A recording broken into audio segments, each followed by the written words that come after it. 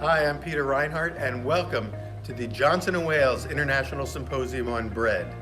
I'm coming to you from the Hance Auditorium in Charlotte, North Carolina, where we've held the last 4 bread symposiums, and as you can see, there's nobody here but me.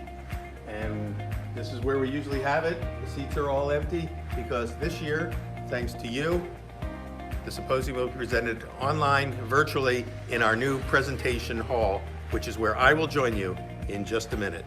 Thank you, and thanks for being part of our new virtual Johnson & Wales International Symposium on Bread, presented by Puratos.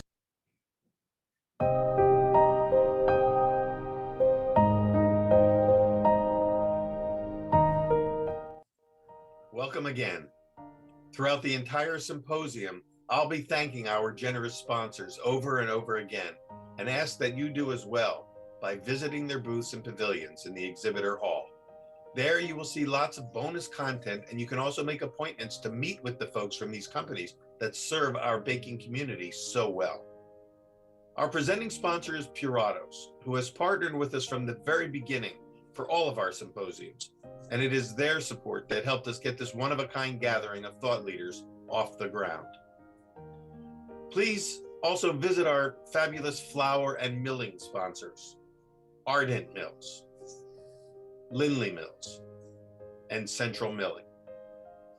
Thank you also to our equipment sponsors, the WP Bakery Group and Allied Bakery and Food Service Equipment. And thank you also to our specialty food product companies, Probiotine, Fire Within, Big Green Egg, and Mock Mill. Please check out all of their booths to learn about their wonderful and unique products. And also thanks to our media sponsors, Cook's Country, The Local Palate, the James Beard Foundation, and the Bread Bakers Guild of America. You'll be hearing more about all of them throughout the entire series of presentations. So again, thank you to all our sponsors. At the end of today's presentation, you will also see our credit scroll, thanking all of the people behind the scenes who made this event possible, including our production and technical partner, Ganoid Communications, our creative team at Gumbo Marketing, and the many folks at Johnson & Wales University, our hosts for this, our 4th annual gathering. So stick around, if you will. But now, it's time to get things rolling with today's presentation, so let's go live. And once again, welcome to the Johnson & Wales International Symposium on Bread, presented by Puratos.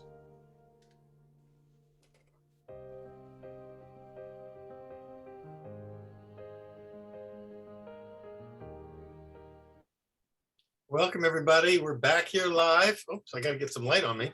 All of a sudden, the clouds came over and rain is coming down, which we need.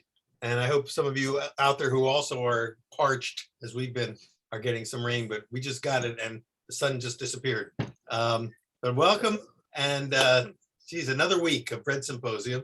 I've got a lot to say. I want to give you a couple announcements. I want to turn it over to our dynamic panel for today. This is one of the first times that we've really brought together a whole group as, in a panel discussion, and I'm going to be able to step out from my usual role as moderator and turn over emceeing this one to John Unrein, who's put together this terrific panel. But before we do it, just want to make a couple announcements and remind you, first of all, those of you who have still not signed all of the sponsor guest books, please do, so that we can make you eligible to receive. I've got our prize. We're going to spin in 2 weeks. We're going to spin the wheel again.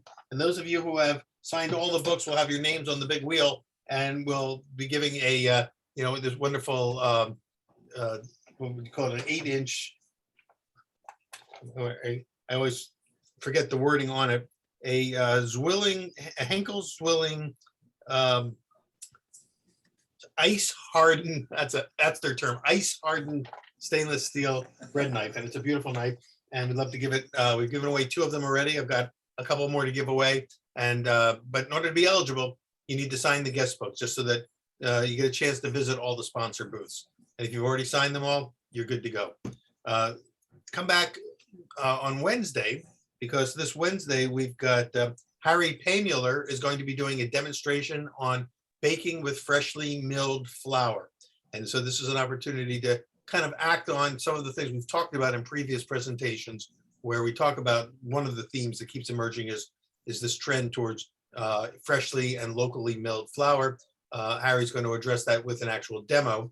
And then next week, we're going to move into the gluten-free category again, which again, we touch on throughout many of the presentations. But Charles Luce, who is a master of developing gluten-free bread recipes, is going to do a presentation on the past, present, and future of the gluten-free category.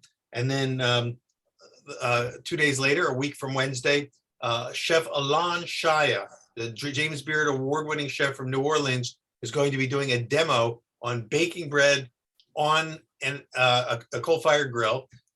He's going to be doing it on a big green egg, and he's going to be making one of his signature dishes called pita arrayas, which is basically like baked pita bread popped on the stone on the grill, filled with a really nice lamb and other fillings.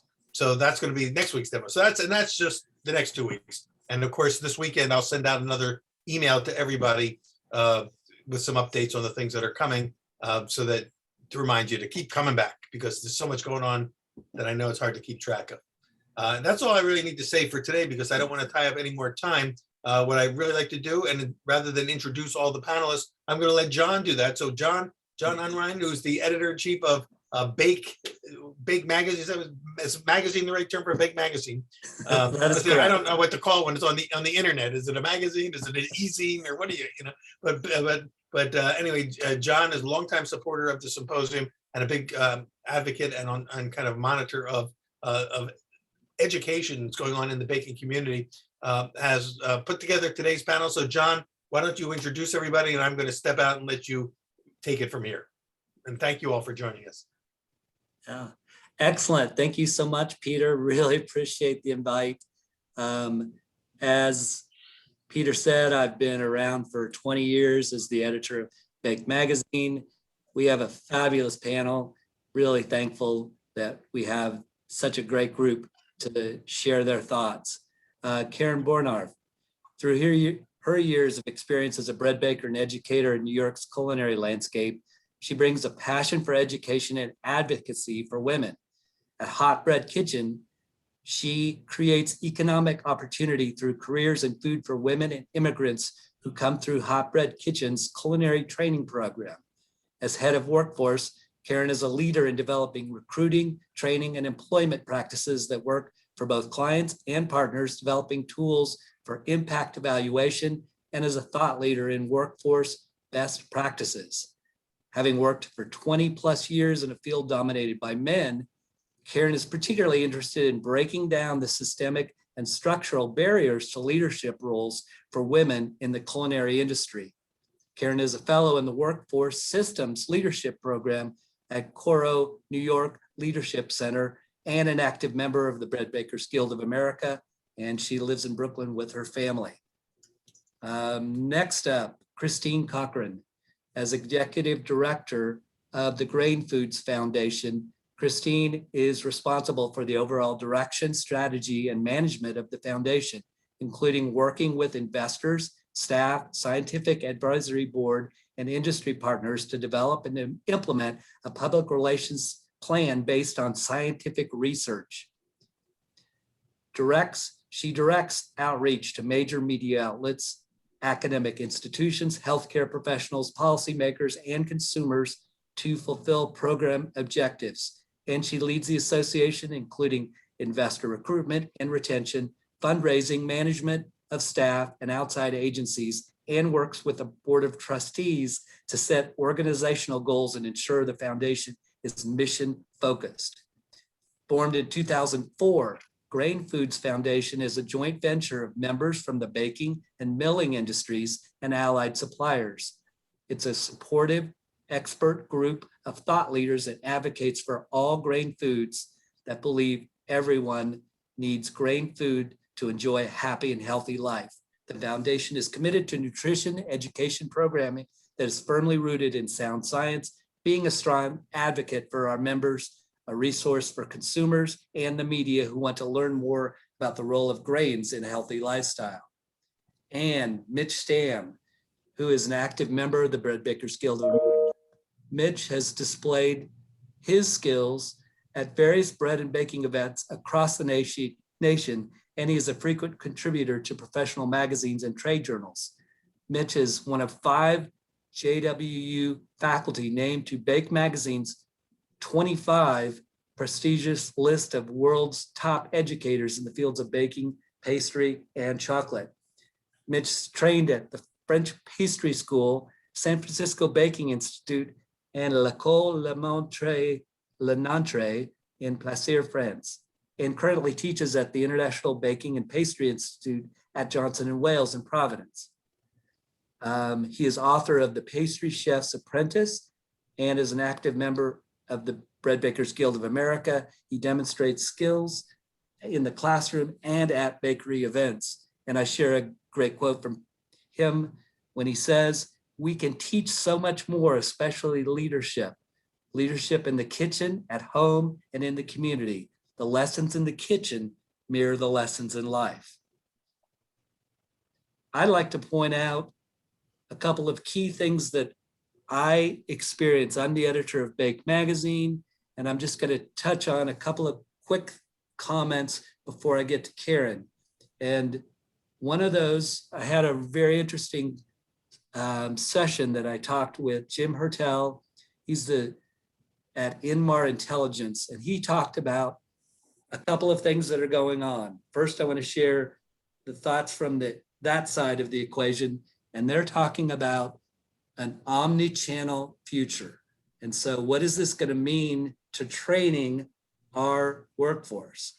And basically what I'm talking about is Gen Z and millennials in particular are heading toward hybrid shopping.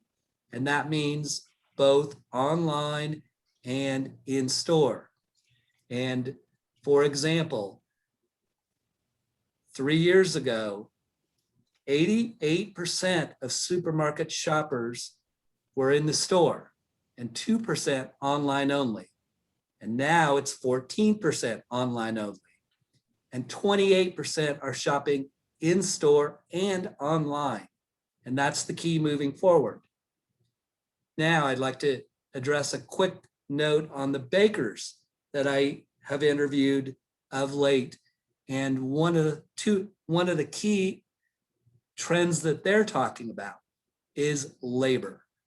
And this all ties into education in that there's a big issue moving forward for the baking industry, as Josh Allen at Companion points out. The bigger issue today is the labor challenge. There's nothing more critical right now, he says. And I loved this comment. He said, "This is the first time in 28 years that we can sell more bread than we can bake." And they have to figure out how to produce more product in less hours. And then at a very small bakery, but still very important to this industry, Pete Lindy at Meshuggahs Bagels in Kansas City. I just visited with him last week. He talked about, they have 4 stores. They opened their first in 2016. And he says, at this stage in their progress, there are weeks, he says, when we literally don't know if we're going to be able to open all 4 stores because of labor. And that's it. So labor is paramount. And I would love to share and use this transition to talk to Karen, and she's going to clue you into what they're dealing with and so anyway, without further ado, Karen, welcome. Thank you, John, and thanks to everyone who's in the audience today. I wish that we could see you. That's the most unsettling thing about this Zoom format, is I don't get to see everyone who's in the room here. But I appreciate you joining today, and I appreciate John and Peter for including me in this conversation on a subject that I think about pretty much on a daily basis, and that's labor and workforce development, particularly the role of education and training in preparing the workforce of today and the workforce of tomorrow. So I have some remarks prepared, but I hope that we'll be able to have a dialogue on the subject, both with our panelists and also with the audience through the chat and the Q&A function. As John mentioned, I work for a nonprofit organization called Hotbread Kitchen. We have a mission to create economic opportunity primarily through careers and entrepreneurship in food. We work mainly with immigrant and Black and brown women from the 5 boroughs of New York City and provide training, education, and coaching to support women in their goals to become, as we like to say, breadwinners in their families and communities. The last year and a half has seen our business disrupted, as has been the case for many. Through the pandemic, we've shifted our focus to providing emergency relief in the form of cash assistance and social services to the hundreds of workers and business owners who have participated in our programs in the last 10 years and whose livelihoods were destroyed by the pandemic. As we look to our own reopening and to reestablishing our core workforce development training program, we do so with a renewed focus on job quality. If the pandemic has taught us anything, it is how fragile our food sector is, how many businesses are propped up on very thin margins and on inexpensive labor, and how that cheap labor actually comes at a very high price for the business owner, the worker, and for our society in general. My work over the summer has been talking with owners and operators in different parts of the sector, bakeries included, about what recovery will look like for them. Everyone I have spoken with has talked about this labor crisis that John just mentioned, and about the importance of not only finding people to run the operations, but about finding new and better ways to support those people once we have them on board. And I believe that one critical way to supporting teams is to provide effective education and training. This current moment in workforce development looks surprisingly like the days before the pandemic. Bakeries then were struggling to hire and retain workers. And although some of the reasons may be different, and some of them may not, the end impact is the same. Businesses are always behind the 8 ball, always struggling to catch up and hire and train sufficient staff to run effectively. This was the case in the years before the pandemic. Unemployment was very low across the country. Turnover, as it has always been, was very, very high in food businesses. It has been the challenging and very expensive reality of bakeries for years.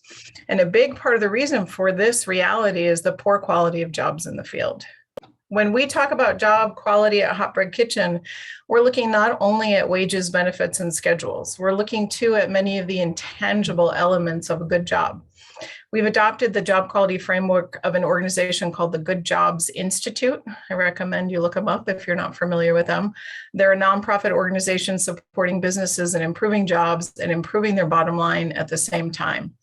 Their framework posits that job quality is made up of basic needs and higher needs, such as meaning, belonging, achievement, recognition, and personal growth. Key to this last category, personal growth, is learning. Most people want to learn. Learning can keep an otherwise repetitive and often monotonous job fresh and interesting. I've been working in and around bakeries for more than 20 years. I've worked as a production baker, as a teacher of baking to amateur bakers and those with a professional interest. I've worked as a consultant to bakery owners and operators, as a product developer, and a trainer of production teams around the world. As a production baker, I was able to climb the professional ladder given that I had a formal education in bread baking through a program at a culinary school. There goes the dog, of course. That education enabled me to transition pretty seamlessly into a teaching role. As a teacher, I saw a dismaying phenomenon. My students in the professional classes would rarely go to work in the industry. And if they did, they would stay only a year or two before moving on to or moving back to a higher paying job. There is a real disconnect between who can afford this type of education and who actually works in bakeries. As a consultant and in my role as a product developer and production trainer for an international chain of bakery cafes, I was consistently shocked at how little effort bakery operations put into training and education and how much everything suffered as a result. Product quality and consistency suffers, sales drop, wages stagnate, bakers leave, and owners find themselves battling a war of attrition on all fronts while having little time to focus on growing their business. I've heard all the arguments against education and training, and against cross-training in particular, that workers will take what they've learned and bring it to another shop or use it to open their own bakery. I have even heard of bakery owners who have asked their minimum wage employees to sign NDAs and non-compete agreements, as if what these workers were producing was worth millions of dollars rather than pennies. This is both a hubristic and completely unrealistic idea. I suspect that most of us can agree that there's nothing new under the baking sun. Bakeries are less and less built on products and more built on brands. Honestly, we can all learn from countless books, from YouTube, from Instagram, from TikTok, how to make bread, how to make a croissant. More difficult to learn is how to build and run a successful and sustainable business, and in particular, how to hire and manage talent. Education and training are not a nice to have, they are a need to have. The argument to fully trained staff is not an altruistic one. It is a business decision driven by the recognition that fully trained workers will perform better and are more likely to stay. It is estimated that the cost of turnover of one employee is equivalent to about 20% of that employee's yearly salary. In New York City, where the minimum wage is $15 per hour, that cost is around $6,000 per worker. I've talked with owners and operators who see yearly turnover rates of more than 100%. The costs here can run into the tens of thousands. Education and training are not free, of course. To effectively train staff, there has to be some slack in the business operations, some time in the course of a normal day to make room for this learning. I posit that the operation itself will be able to afford this time, given that the business will be given a boost by its trained and engaged staff. And case studies from the Good Jobs Institute, which I referenced earlier, will back this theory. It has been proven in other sectors, particularly retail, which has many similarities to food. But I also believe that the consumer has a role to play here too, and can and should be expected to pay more for the kinds of highly crafted products our community makes. Many bakeries, particularly those in wholesale operations, but even retail bakeries, have been engaged in a race to the bottom for decades now, while the cost of many other consumer favorites, such as a cup of good coffee, goes up and up. Consumers have learned to pay more for certain foods, organic produce, for instance, and free-ranged meats. Learned is the key word here. If they can learn to care about how the cow is treated before the steak hits their plate, then I think that they can also learn how to care about the bakers and cooks that make their staple and favorite foods possible. If there were ever a moment to push forward this conversation with the consumer, it's now. The news is filled on a daily basis with the struggles of owners and operators in the food sector. There is a growing awareness of just how difficult it is for anyone to make a living in the sector, and just how unsustainable most of our favorite bakeries, restaurants, and cafes are. I've also had conversations with bakery owners about this idea of raising prices, to which some will say that they don't want to pass more costs on to their customers. I understand this, of course, and I know that customers will tolerate only so much. But I also know that someone is paying the true cost of the foods that we enjoy. And it is typically those workers all along the supply, production, and distribution chain, very few of whom are earning anything close to a living wage, who are paying those costs.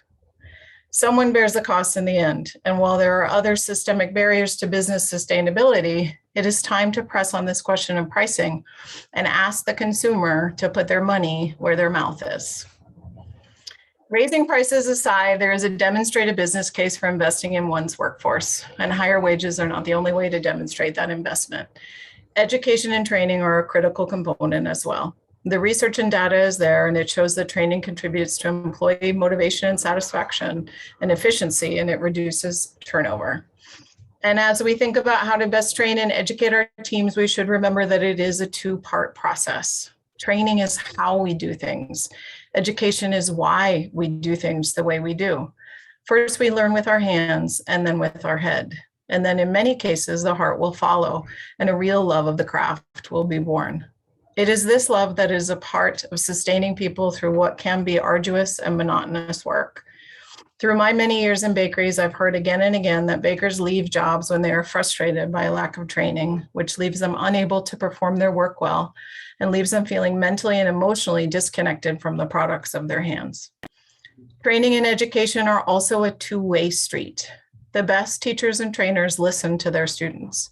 The best supervisors and managers listen to their workforce and create the conditions for their ideas to be heard and absorbed into their operations.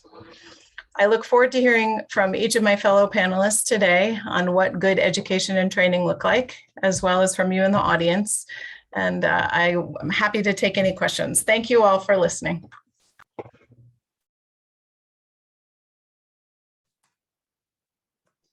Well, that was fabulous. Karen, thank you so much.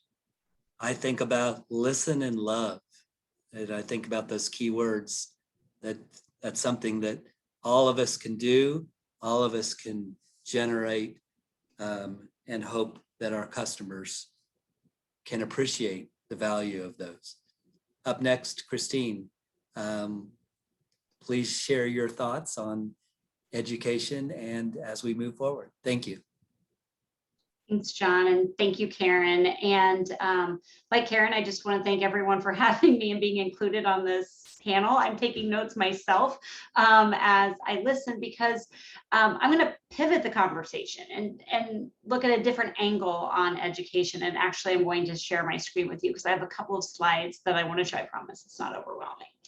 But before I move over to the presentation, I just want you to understand, I'm going to be talking about educating the consumer. All right. Largely, I'm going to focus this presentation on nutrition and how we educate the consumer about nutrition. But honestly, these principles can be applied to anything. And when you build that general awareness and support, right, about the product, when you have conversations around price or others, right, with the consumer, it becomes a bit easier. There's some space in there to engage when they have a deeper appreciation for the industry as a whole. So with that, as introduction, I'm going to flip over and share my screen with you. Let's see here. I have a lot of screens open, so bear with me. All right, here we go. I labeled the presentation education in non-traditional formats because this isn't about sitting in a classroom or even having an employer bring someone in for a lunch and learn. These are opportunities for educating the consumer where the consumer is. And that actually is the very first question. You have to always assume the consumer knows almost nothing about the product. That's your safest place to start. But the next question is always, where are they? And so for me, what I do is I use Pew, there we go, where are the people? I use the Pew Research Center for a lot of this information. And you'll notice at the top, it says 8 in 10 Americans get news from digital devices. News is a proxy, all right? So no one is actually studying where consumers are getting their information about bread, all right? But rather what I wanna know is when people wanna learn something, where are they going? And the news is the biggest proxy for that. And so Pew tracks this every single year so you can follow the numbers and see where there are changes and evolutions. On the purple side, my left of the screen, what you'll see is that the large majority of Americans, 86%, get their news on digital devices. This is not shocking in any way, shape, or form. I'm sure all of us are doing the exact same thing, but rather it quantifies where people are when they want to learn something. The other thing I want to point out on this chart is at the bottom of this, in print publications, the number still comes out at 32. 32% of Americans are getting their news on digital devices. So print is not dead. This is still a very significant portion of the population that when they really want to learn something, they go to print, whether that's a magazine or a newspaper, all right? And on the other side of the screen, it breaks it down in terms of the online utility, whether it's apps versus search versus social. And you can kind of see where this ebbs and flows. That's a little bit less important to me. More important to me is just where are they when they want to learn something new? And so keep that in mind, that they're still everywhere and you can't dismiss print, but digital dominates for sure. So how do we become part of the conversation with them? The first thing I want you to understand is that any platform can be educational.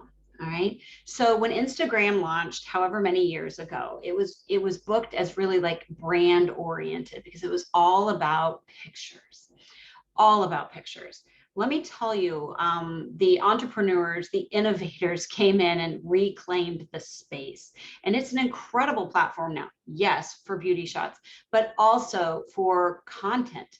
A lot of content is put out via Instagram. And so what I did here is I pulled a screenshot of one of my personal favorites, which is Chemist Confessions. And it's one of my favorites because it's one that very few people think about, and that is makeup and skincare products and the chemistry of those. And so Chemist Confessions was started by two former L'Oreal chemists. And if you pull up their posts, they're not beauty shots of makeup or application of makeup or skincare products. This is a breakdown using chemical language and explaining what type of product is best for whatever the situation may be. And it really turns the thinking around Instagram on its head. And so in the consumer space, when you start to get questions about ingredients or methods or, nutrition, don't be afraid to speak very openly and directly about them. And don't think it always has to include, like I said, a beauty shot. Consumers want information and they want it where they are, right? And oftentimes a little post sandwiched between their friend's dog's picture and their mother's gardening picture is exactly the space you need to be in terms of educating them.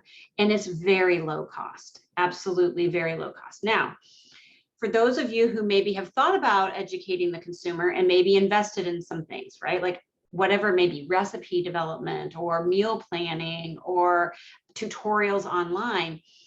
One of the things I also want to point out to you, which is the Instagram feed of the Splendid Table.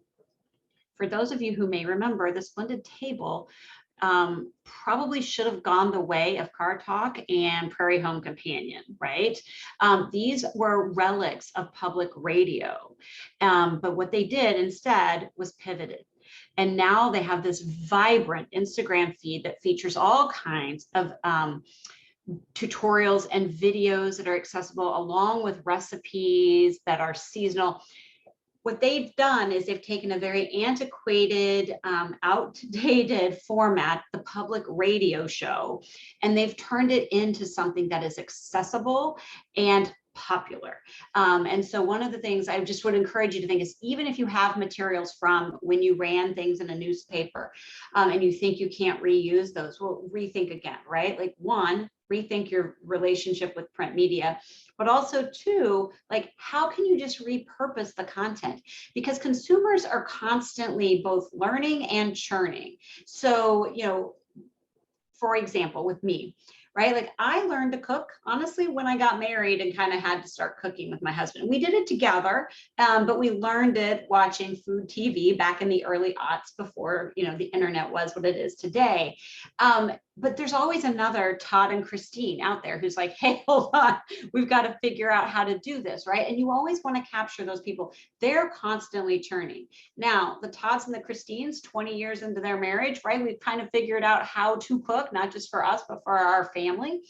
But there's still more to learn. And so just always think about that. Your consumer is churning and learning all at the same time. So you want to recycle information, think about the platforms that it's on, but then also push forward in that education as well. Also, as I brought up print and your relationship with print, a couple of things I would like to put out. Most people in this audience, and like Karen, I wish I could see everyone and have a better sense of who's actually paying attention, but I can already tell you, you're all experts, all right? Experts is a very nebulous phrase that we can all kind of fall under the banner of. And so what I would encourage you to do, if you are interested in being more visible and really getting out there and educating people, there are a couple of relatively inexpensive services. One is called Help a Reporter Out, HARO, and another one is called Quoted. And journalists that are freelancers, but also just staff reporters will post queries, right? Like they're writing an article and they have questions and they need people to weigh in on these. So what I've put a lot of bullet points here if you're really interested in them. I'm not going to speak to these directly. But what you do then is basically match. You find the ones you want to respond to, you put yourself out there and the message that you want to push out. And one of the things that we have found at the Grain Foods Foundation, we do this every day. This is part of our bread and butter, pun intended. But like that's what we do, but it's also very accessible to anyone in this audience, and it doesn't take a lot of work. But being out there, being advocates for the industry, being advocates for the products, and helping educate those consumers is really important. And this is, like I said, a low cost, not just in terms of dollars, but in terms of time for you to engage in this kind of activity and further establish yourself as an expert and a voice advocating for the industry. And I think some of this too, by the way, goes towards some of the issues that Karen brought up around labor and just improving the idea of what it means to work in the baking industry and how it can be rewarding. I think what she says really goes to the heart of that issue, but this is a little bit on the margins, right? Like if people think working in baking is fun and the products are amazing, it helps bring people into that pool. And then finally, if you're willing to take a step up, and again, my mantra is rethink your relationship with print. Another classic way to stretch a few dollars is what's called a mat release. And there's a variety of companies that provide these, but like this is an example we did here at the Grain Foods Foundation. And one of the things I want to point out to you is by doing a mat release, which appears in print press and print media, we can do multiple languages. So for us, we focus in on English and Spanish, and it's a way of touching multiple audiences. But what we put together an article, essentially an educational piece. Now for us, we focus in on recipes. So you've got recipes, you have photography, as you can see on the slide, and then we submit that to this system.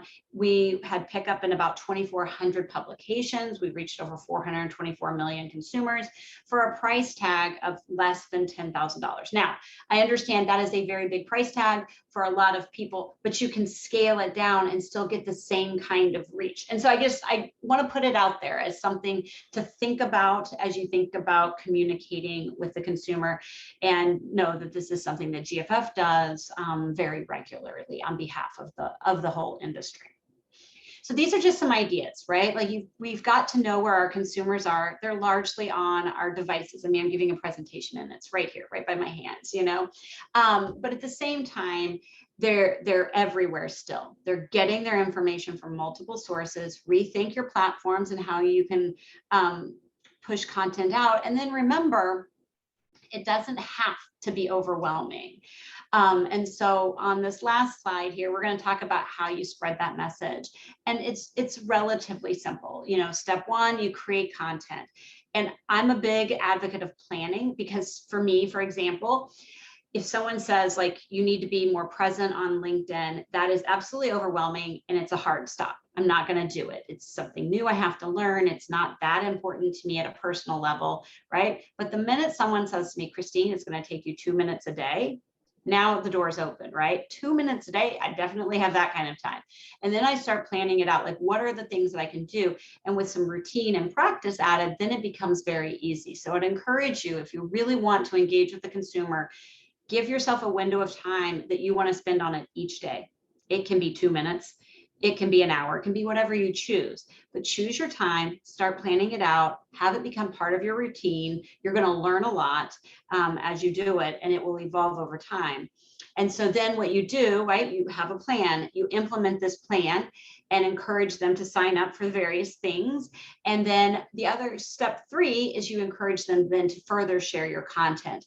And that's how these messages start to get out. And so at the end of the day, we're all influencers if we choose to be.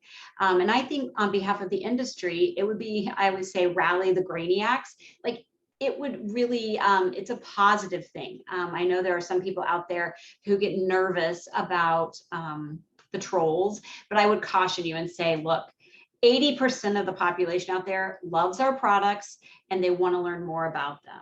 Yeah, you're going to have 20% that are always going to come at you, the anti-carb people or the anti-whatever. But remember, that's 20%. Don't forego the 80% because you're worried about the 20%. Just get out there and start talking about our category, about our industry, about all the wonderful things that there are from nutrition and beyond. So, thank you.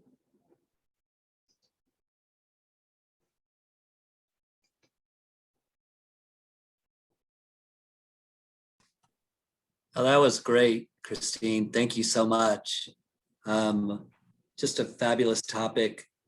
I'm reminded of a bakery director at Schnucks who he also supervised kitchens. So this is important to know.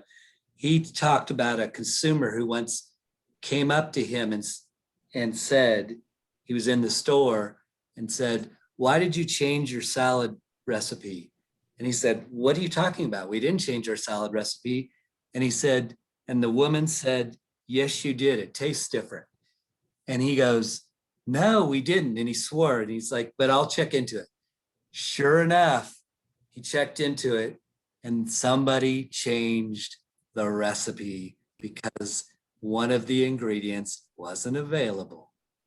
And so never underestimate the brilliance of the consumer. Anyway, on that note, love to introduce Mitch Stamm, who is a great friend of mine and a very knowledgeable person about the bread industry, the baking industry, and education. So without further ado, Mitch, you're on. Thank you, John. Thank you for the invitation, and thank you to Peter and Johnson & Wales as well. And I'll tell you, I was unsure of my position on this panel before this presentation started. And after the brilliant presentation by Karen and Christine, I know those concerns weren't unfounded. I thank you so much for sharing all your information and your ideas. They were great. For myself, I have more questions than I have answers. Maybe that's why I'm here.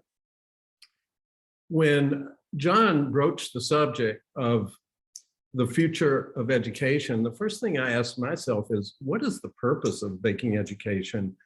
I know it's to advance the craft and industry. I know it's so we can provide careers for people and to learn and grow. And a lot of things happen in this educational process, but foremost, bakery education will allow a person to do something or share something that they're passionate about while giving them the opportunity to have a productive and rewarding life. Our society has a history of undervaluing cooks and bakers, and unfortunately, it took a pandemic for us to be considered even essential workers. I don't know what it's going to take for them to stop undervaluing us and value us. I think Karen and Christine touched a lot on that, and I agree with them. You know, when we say bakery education, let me just back up a little bit. I worked at Johnson & Wales as an associate instructor for 17 years. My area of expertise or specialization was artisan bread and viennoiserie. And, you know, we always thought of education as this kind of didactic pedagogy where we think of delivery, we have this master plan, we design goals, objectives, and outcomes, and we construct delivery modules. And we do it based on our knowledge and experience, but quite often we forget to take the learner into consideration. And we know what we want to teach, and we've studied these methods and we've learned from other educators, but some of our students might be more ready to learn than they are to be educated. So there's a blurred lines there sometimes. And I see that training develops skills and can develop specific job and trade skills, whereas education is going to address the whole person and address a career rather than just a job or a profession. When I started, I didn't have a plan, and I don't advocate that for anyone, but at the time when I started, there weren't a lot of opportunities. I think the Culinary Institute of America had a baking program, and that was about it. I came up through bakeries and through the ranks.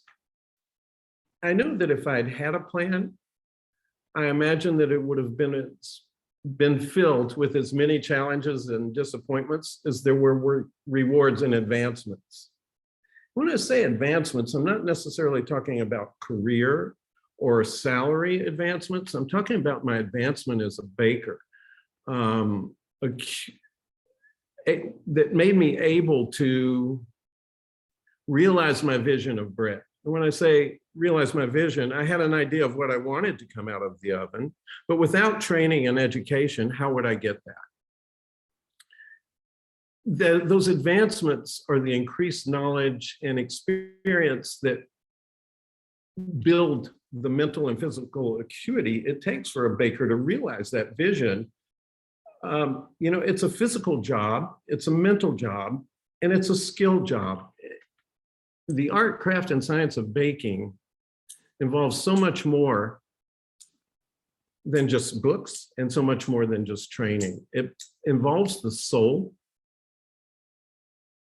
As we gain practical experience, we begin to learn, our learning begins to accelerate.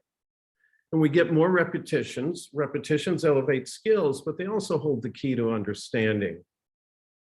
And artisan bakers aren't characterized by what they know. That could be any baker. It's an artisan baker is characterized by what they understand.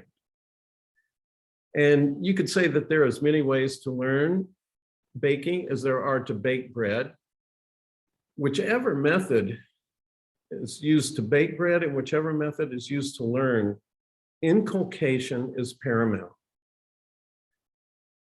That's difficult in school. In formal training, repetitions are difficult to gather. However, what you do get in a formal education environment are variations, experiments, probing, questioning, and that's the role of an artisan baker, is always to continue probing, questioning, and assessing not just their skill and understanding, but the skill and understanding of those around them. We want to push the craft to a higher level. As one starts gaining more experience and accrues practical experience, you move through the 4 stages of competence and learning really takes off. One thing that's always concerned me, I talk to all craftspeople a lot about how they make a living.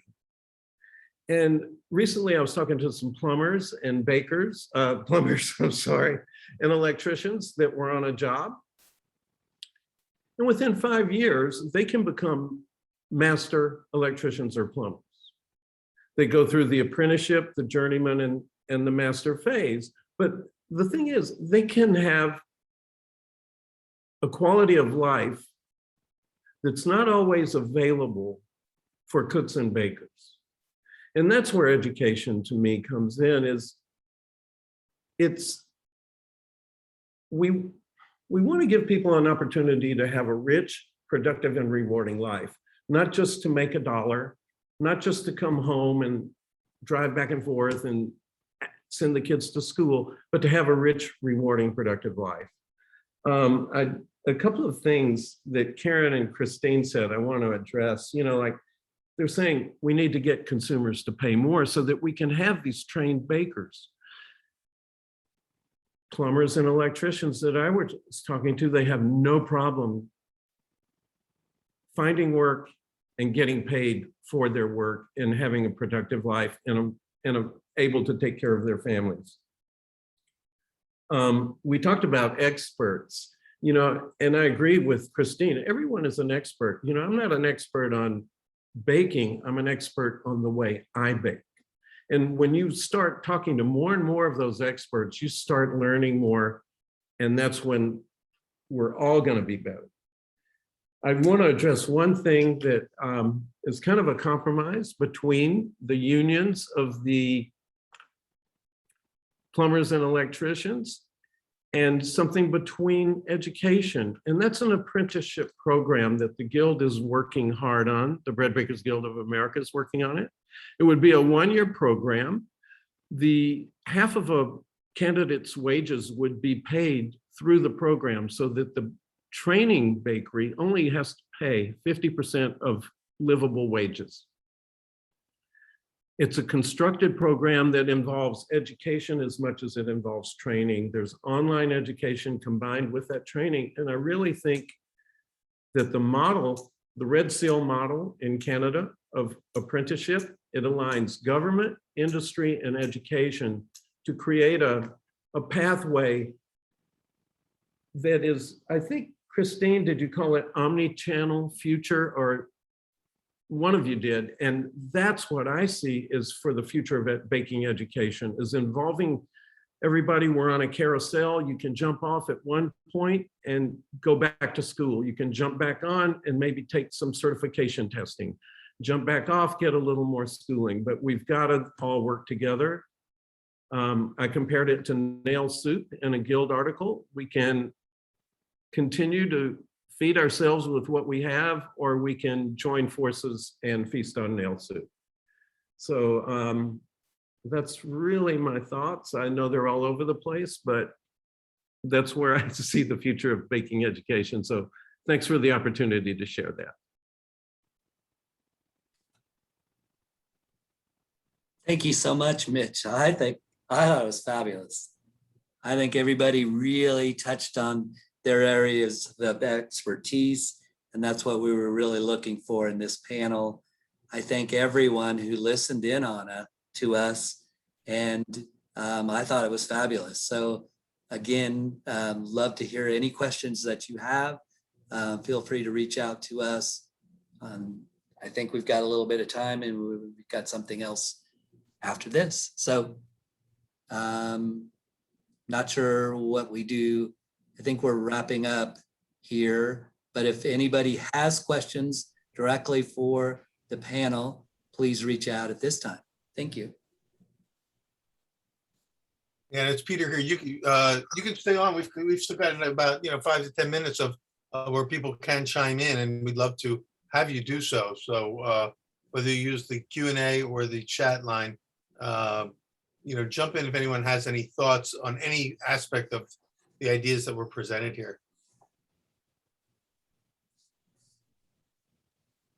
I did want to touch on something Karen said about the labor shortage. When that happens, it's the owner that bears the brunt of that, not just in lost sales and lost everything, but there, baking, cleaning, running the cash register, doing everything, and everything gets sort of diluted. The quality gets diluted, and it just becomes a struggle. And these are the people that are providing jobs and for their community, and it backfires on them, and it's just really unfortunate.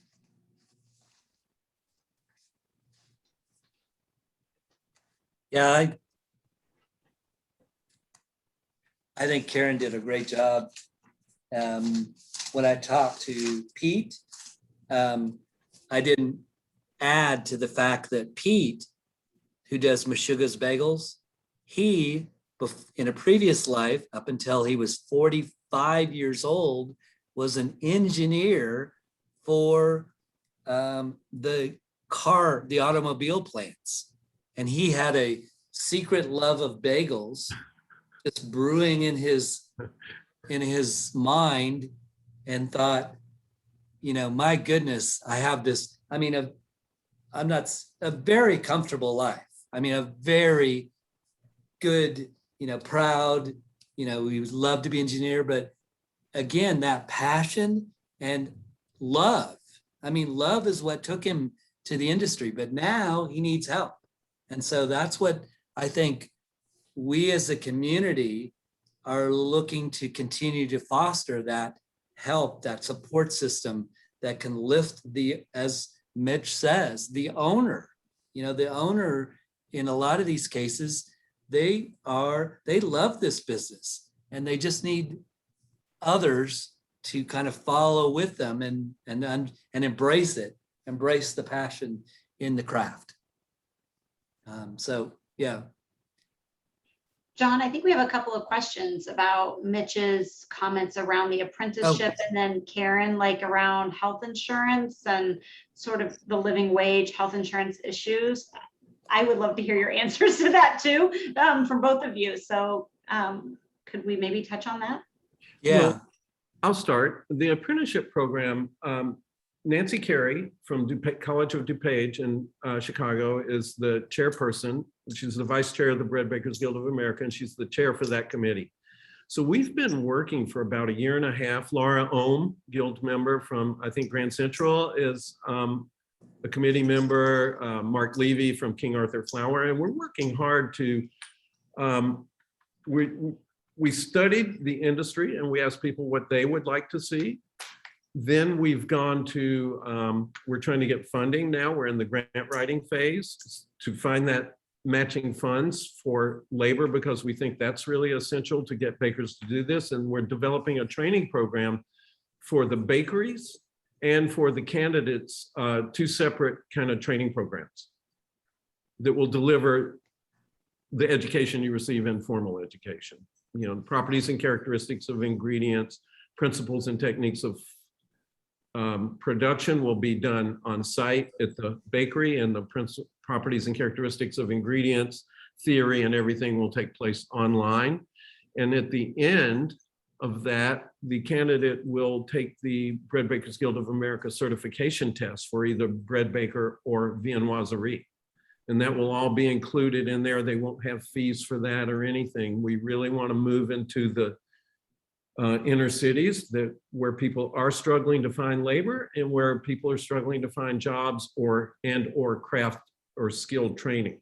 So that's where we are now. We hope to roll it out. We're in the grant writing phase. So the program is developed. Now we're trying to get the funding. As you mentioned, those kind of levels of training, I'll throw this back to Karen, who, since you've got you're in the heart of workforce development situations, will there be some kind of incentive, financial incentive rewards for advancement, you know, up this sort of ladder of recognition of certification or whatever we end up calling it? And can the bakeries afford to do that? Because I would think that one of the biggest barriers to employment is just the wage, the low wages, as you touched on before. How can we turn education into reward? Yeah, I think that question is related to the one that Jean Sauvage put into the Q&A. She asked whether bakeries typically can provide a living wage and benefits, and the simple answer is no. Even with the rising minimum wage in New York, for instance, we're finally at 15, but the current living wage in our city is estimated to be $22 an hour. So there's a huge gap between where the minimum wage is now, where it's going to stand for a long period of time, and where it needs to go to keep up with living wage standards. I don't think any of these systems are possible without public investment. I don't know, Mitch, where the dollars might come for those wage subsidies, if they could come from the DOL or from a public agency. I do think that we need to, as a society, pony up so that people can see better wages and see benefits. And so New York, for instance, is looking at portable benefit systems so that the burden is not on these small owners and operators to provide a very expensive benefit. All that said, I think that it sounds like the program you're describing is a huge win for the employer, right? They're going to get this highly trained person at a half wage for a year. And I think that they need to kind of pay that back. And ideally, they pay that back in the form of career advancement that comes with a significant wage boost. And I really do believe that they'll see an improvement in their business operations and in their margins through having a well-trained and engaged staff. But it's a very complicated question. And I think, Mitch, your point about it being, it's a public responsibility as well as a private one. We really need to bring together industry and public institutions to make the program that you're talking about happen. And I hate to jump in because we're running out of time, but I wanted to make sure before we left that we gave Mitch a chance to talk about something that actually kind of is an example of how the baking industry can create opportunity in a different way than what we've been talking about. But and also want to thank everybody and remind all of you who are watching, those who can join us in the VIP lounge afterwards. We're going to continue this conversation. We're really just scratching the surface. I can think of a dozen questions I'd love to throw back out and get into, including, you know, whether where help can come, subsidy help can come to the employers from, you know, whether it's the grain industry or places like that. But Mitch, before we run out of time, could you talk about the big project that that's coming up this weekend? Yes, the Bread Bakers Guild on August 23rd is going to present a program called Raising Hope. It's a fundraiser. It's free to everyone. It'll be online. You can go to bbga.org, click on events to learn about Raising Hope. It's 6 bakers, well, actually 7. One will be a team. Frank Volkomer, one of 14 certified master pastry chefs, and Lauren Haas will do a presentation together. Jeffrey Hamelman, Sarah Molinari, Inming Su, Sherry Yard, Lashita Perry. I don't want to leave anybody out. They're going to do a short demo. It'll be brief. The entire event is 90 minutes and it's free. It's to raise funds to build bakeries in refugee camps in Uganda. We already have built one and we'll show photos of that. And we hope you can join us on August 23rd, noon Eastern time, 9 o'clock in the morning Pacific time, 7 o'clock in Russia and Uganda. Do people just join by just logging on? Yes. Is there a ticket price or anything like that? There's no price. It's free. We ask for your donations. You can go to Bread Bakers Guild of America, bbga.org, click on events. It's a terrible website, but you'll be able to find it. And it's listed there. This is like one of those rock concerts where all the musicians get together to raise money for worthy causes. This is the demos are our versions of the rock songs. Farm Aid, Live Aid, now it's Bakery Aid. Yeah, and that's an all-star group of stars that are going to be presenting. So thank you for doing that. And those of you, did you put it up there on the chat, the link? I will now. Thank you. There's the links so that you can go look at, check it out. And it's this Friday, did you say? It's next Monday. It's August 23rd. Next Monday. At what time? Noon Eastern time, 9 o'clock in the morning Pacific time. So you could actually do it and still join us at 4 o'clock for the symposium and maybe report back on how many hours will this thing go? It's 90 minutes. The whole event's only 90 minutes? Yeah, they're 10-minute demos. It's just these are trying like to raise blitz money. demos. Wow, that's Yeah. incredible. Okay. Cameo appearances. Speed dating for bakers. Again, I want to thank all of you for your thoughtful presentations today. And John, thank you so much for putting this panel together. We know that an hour is never enough time to really dig in deep, but just really to get the ball rolling. I think if anyone who's watching wants to follow up in particular with one of our speakers, please, you can get their contact information right from our symposium database, and please jump in, to this conversation and keep it going. And let's see where it leads in the informal discussion coming up. So what we're going to do, the panelists will log out, because we have to log out and then log back in on a different link to go to the VIP lounge. Those of you who are watching, who have the VIP pass, can just mosey on over with your probably with your cursor and click on the VIP lounge, and you join us there. We'll take about a 2-minute break just so that everybody can do all that, and we'll reconvene over there. For those who aren't joining us in the VIP lounge, we'll see you at the next session. Thank you all for your support. Thank you guys for a great job today, and for really, I wrote down some really important takeaways for me in terms of follow-up. So I want to make sure that everybody else has a chance to do that as well. Christine, Karen, Mitch, and John, thank you. And to all of you, thank you. We'll see you next time. Thank you. Thank you all.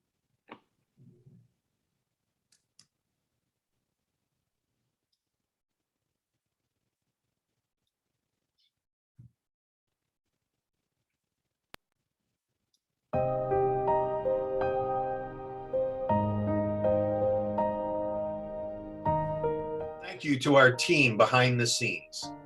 Our event, technical and production partners, Ganoid Communications, including our producer, Gurmit Singh, and his team, Jita Gajaria, Gagandeep Singh, and Jaydev Kashari.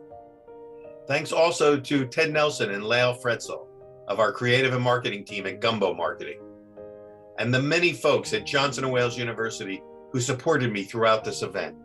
My executive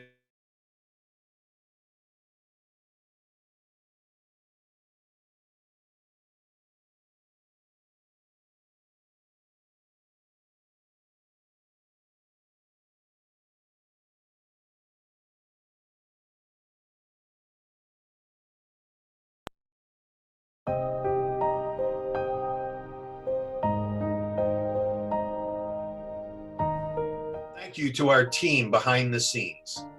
Our event, technical and production partners, Ganoid Communications, including our producer, Gurmit Singh, and his team, Jita Gajaria, Gagandeep Singh, and Jaydev Kashari. Thanks also to Ted Nelson and Lael Fretzel of our creative and marketing team at Gumbo Marketing, and the many folks at Johnson & Wales University who supported me throughout this event. My executive assistant, Sarah Standifer, communications director, Melinda Law, Chancellor Mim Rooney, Charlotte Campus President, Cheryl Richards, and our executive team leaders, deans and faculty, Maureen Dumas, Michael Schrader, Michelle Nicholas, Mark Norman, Brent Steyerwalt, Laurie Heimbach, Jerry Lanuza, Amy Felder, Harry Paymiller, Richard Miskovich, and many, many others. Thank you all.